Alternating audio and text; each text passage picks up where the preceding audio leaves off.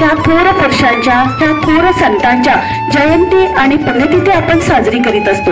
या पाठीमागचं नेमकं कारण काय आहे? ते ह्या थोर पुरुषांचे जे विचार आहेत ते विचार आपल्यामध्ये काही झिरपले का, किंवा त्या विचारांची आपल्याला गरज आहे का, किंवा आपण ज्या स्थितीत आहोत त्या स्थितीमध्येच आहे की आपल्याला आणखी काही यांच्या ह्या थोर विचारांची म्हणजे गरज आहे, आणि किंवा ते आपल्यामध्ये आणखी स्वीकारावे, आपण ते आत्मसात करावे, यासाठी विद्यालयामध्ये अशा थोर पुरुषांच्या जयंत्या पुण्यतिथ्या साजऱ्या होत आलेल्या आहेत।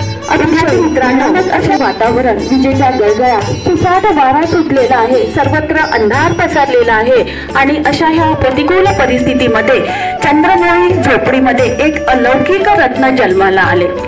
आणि जसं जसं नारायण जनतेची जी भगवत गीता ठरलेली होती, त्या पृथ्वी तलावर आपले स्थान कसे आहे, त्या अथांग सागरामधले एक बकेट पाणी काढले काय आणि त्या समुद्रामध्ये एक बकेट पाणी टाकले काय, त्या सागराला काहीही फरक पडत नाही, असं आपलं ह्या पृथ्वी तलावरचं स्थान आहे। आणि म्हणून हा भवसागर जर आपल्याला पार करायचा असेल तर त्यासाठी महाराजांनी भक्ती मार्ग सांगितलेला आहे।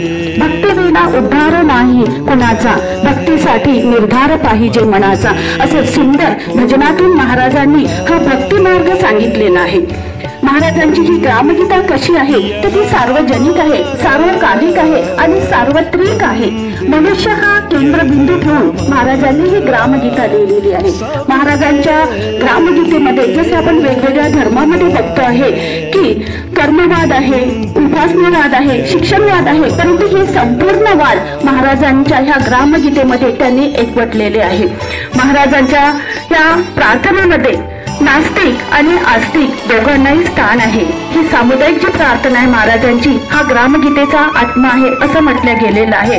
आणि म्हणून महाराज म्हणतात, सबके लिए खुला है मंदिर यह हमारा, आओ कोई भी पंथी, आओ कोई भी धर्मी, सबके लिए खुला है यह मंदिर है हमारा। आणि एवढंच नव्हे तर महाराजांनी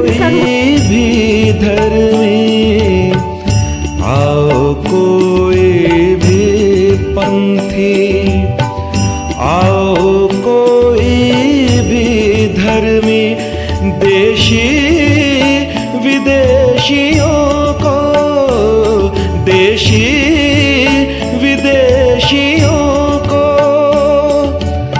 मंदिर यह हमारा, मंदिर यह हमारा।